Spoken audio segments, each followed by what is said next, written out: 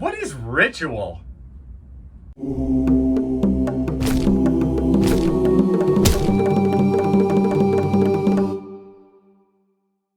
Okay, going onward on our old school classics in anthropology, what is ritual? This is another one of those words, man, where when you hear it, you go, ritual. Oh yeah, I mean, I know what that is. It's like, a ritual.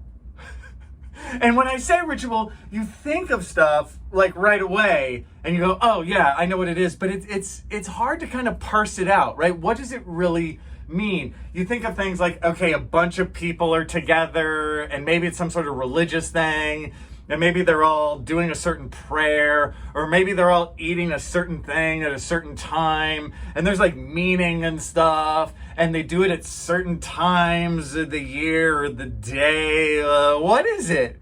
Okay, this is another one of those ones where I like to go with kind of cold anthro definition first, and then we break it down.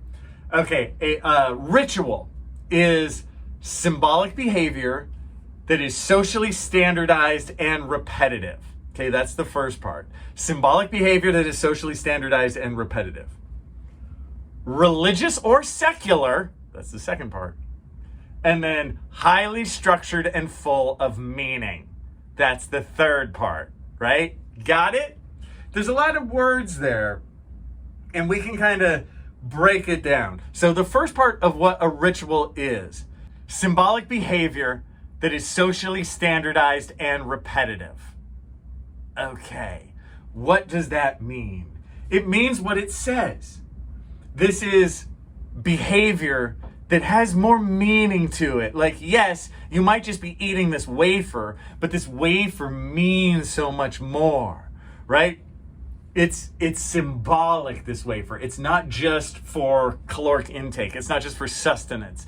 There's more to it, right?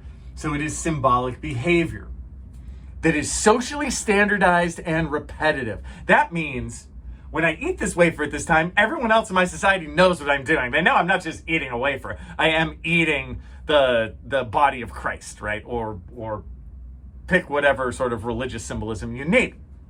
But the important part is the rest of my culture knows this, right? The rest of my society knows it. They don't look at me and go, why is that weirdo eating that weird wafer?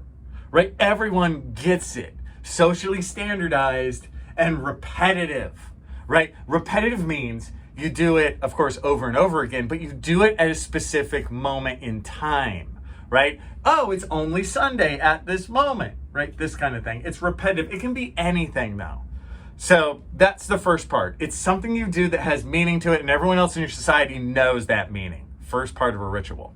Second part is it's religious or secular. Sometimes they're religious, like the way, for example, that is a religious ritual. But they can be secular too. Secular means like every day.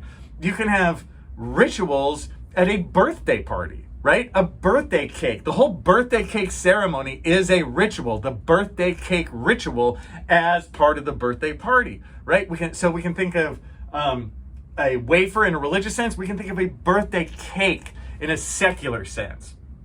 Now, these rituals are finally highly structured and full of meaning. Highly structured means there's a lot of steps to it. Let's take the birthday cake example for a moment, right? So let's bust it down.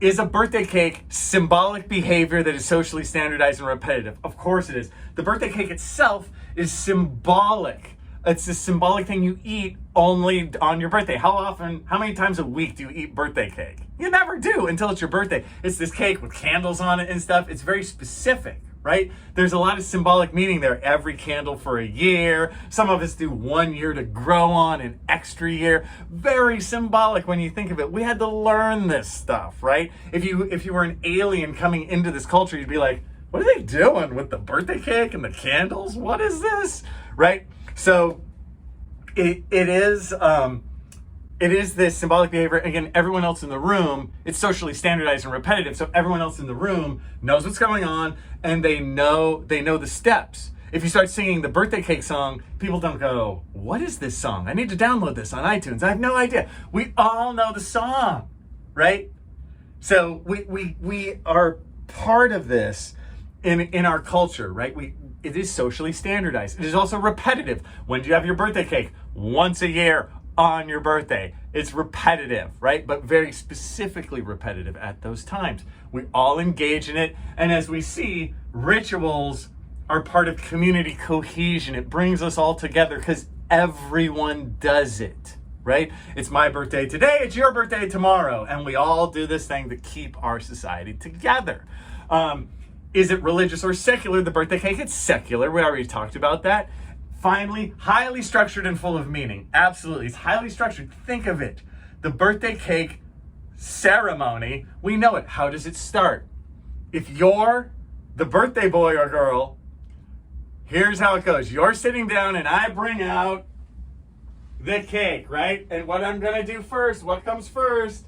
Oh, I dim the lights a little. I light the candles over here. And then what happens? We start with the happy birthday to you. Happy birthday to you, right? And we continue the song. You know the song. The song ends up, I've set the cake in front of you.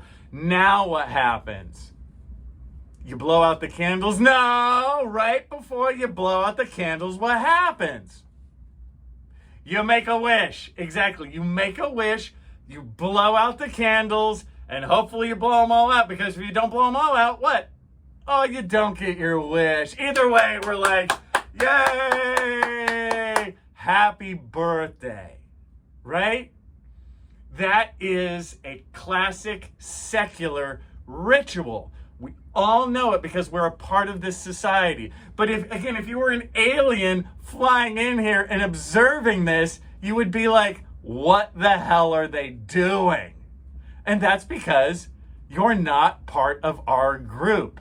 Rituals are great at keeping and maintaining group cohesion. And that's why you do them.